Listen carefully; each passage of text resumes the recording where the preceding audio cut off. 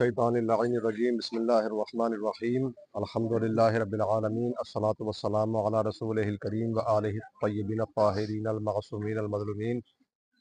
الذین اذهب اللہ عنہم الرجس وطہرہم تطہیرا واللعنۃ دائمۃ علی اعدائہم وفضائلہم وغاصب حقوقہم اجمعین من الآن الی قیام یوم الدین اما بعد فقد قال اللہ بسم اللہ الرحمن الرحیم فذکر ان الذکری تنفع المؤمنین۔ یاد دلائیے، بے شک یاد دلانا مومنین کو فائدہ پہنچاتا ہے، یہ قرآن کریم کا حکم ہے۔ اور اس آیت میں اللہ نے مومن کی ایک صفت بیان کی ہے کہ جب اس کو یاد دلایا جاتا ہے تو اس کو فائدہ ہوتا ہے۔ ہم آپ کی یاد دہانی کے لیے یہ مجلس ہو رہی ہے اور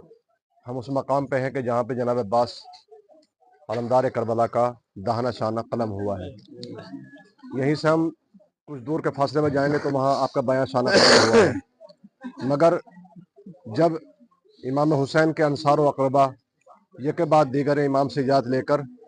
میدان قتال کو جاتے رہے تو جناب عباس بھی اصرار کرتے رہے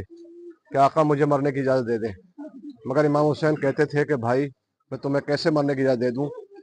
تم تو میرے لشکر کے نمبردار ہو۔ اور امام حسین کی نگاہوں میں یہ بات تھی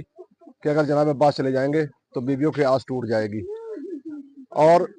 ہوا بھی یہی ہے کہ دو شہادتیں بڑی عظیم شہادتیں ہیں، ایک یعنی جس شہادت نے امام کی زندگی پہ اثر ڈالا ہے، ایک جناب اکبر کی اور دوسرے جناب عباس کی۔ جناب اکبر شہید ہوئے تو حسین کی آنکھوں کی بینائی چلی گئی، اور جب جناب عباس شہید ہوئے ہیں تو حسین نے اپنی کمر کو تھام لیا کہ بھائی تمہارے مرنے نے میری کمر کو توڑ دیا ہے۔ تو یہ وہ غازی ہیں مطلب اصرار کرتے ہیں، مگر آپ کو رن کی یاد نہ ملی، کہا بھائی دیکھو بچوں کی آوازیں نہیں سنتے کہ خیموں سے آتش کی آوازیں آ رہی ہیں، جاؤ اگر ہو سکے تو ان کے لیے پانی کی سبیل کرو۔ مگر جناب عباس نے مشکیزہ لیا، جناب سکینہ نے دیا،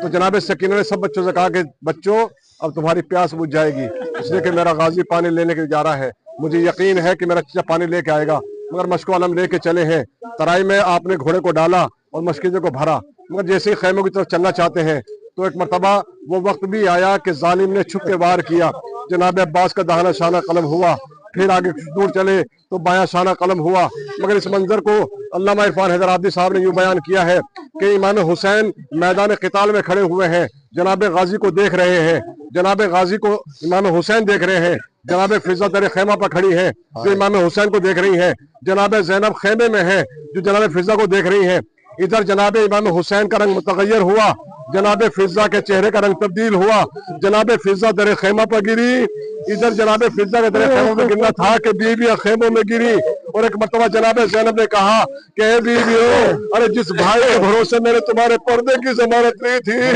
وہ میرا غازی نہ رہا۔ ارے ہاں یہی وہ مکان، یہی وہ منزل تھی کہ جب ایک مرتبہ دہانی طرف قلم جھکا تو عباس کا دہنہ شانہ قلم ہوا، جب بائیں طرف جھکا تو عباس کا بایاں شانہ قلم ہوا، مگر حاضر تو دونوں شانہ قلم ہو گئے۔ تو ایک مرتبہ غازی کی غیرت نے گوارا نہ کیا کہ دونوں شانہ قلم ہو گئے ہیں، مشکیزے کو بچا رہے ہیں، مشکیزہ چھن گیا تو ایک مرتبہ عباس نے اپنے آپ کو نہر کی طرح موڑ دیا۔ کبھی بھی ہو ارے میں کیسے خیمے میں جاؤں، بچوں سے پانی کا وعدہ کر کے آیا تھا، میں خیموں تک پانی نہ پہنچا سکا، اے میرے آقا حسین، ارے میں بڑا مجبور ہوں۔